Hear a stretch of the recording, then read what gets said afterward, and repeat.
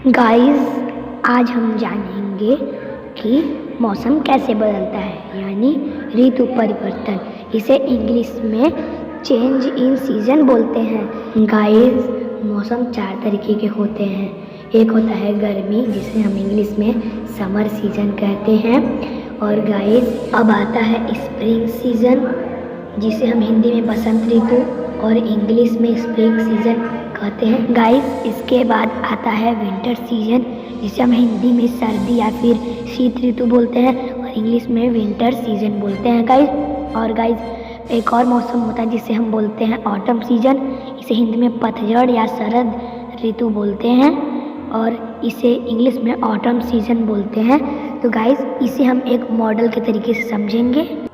Guys, आप इसमें पृथ्वी के ऊपर 3 काल्पनिक रेखाएं देख रहे होंगे। जो ऊपर वाला रेखा है उसे हम कर्क रेखा बोलते हैं, नीचे वाले रेखा को मकर रेखा और बीच वाले को विषुवत रेखा या फिर भूमध्य रेखा बोलते हैं। तो गाइस, हम इसी काल्पनिक रेखा की तरफ से हम आपको पूरी जानकारी बताएंगे। तो गाइस, आप देख सकते हैं पृथ्वी अपने अक्ष पे झुकी हुई है, इसीलिए ऋतु परिवर्तन होता है।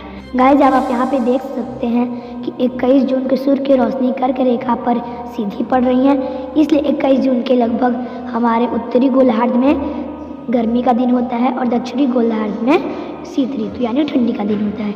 गाइस, हम इसे इस तरीके से समझेंगे। ये जो आपको लाइन दिख रही है वो सूर्य की रोशनी है। गाइस, अगर हम उत्तरी गोलार्ध के पास जाते हैं, आप देख सकते हैं यहाँ पे हम कुछ इस साइड खड़े होते हैं इस प्रकार, तो आप देख सकते हैं यहाँ पे रोशनी सूर्य की सीधी पड़ रही है और दक्षिणी गोलार्ध में यहाँ पे सूर्य की रोशनी टेढ़ी पड़ रही है गाइस हमारे ऊपर, इसलिए यहाँ पे शीत ऋतु और उत्तरी गोलार्ध में इस टाइम ग्रीष्म ऋतु होता है।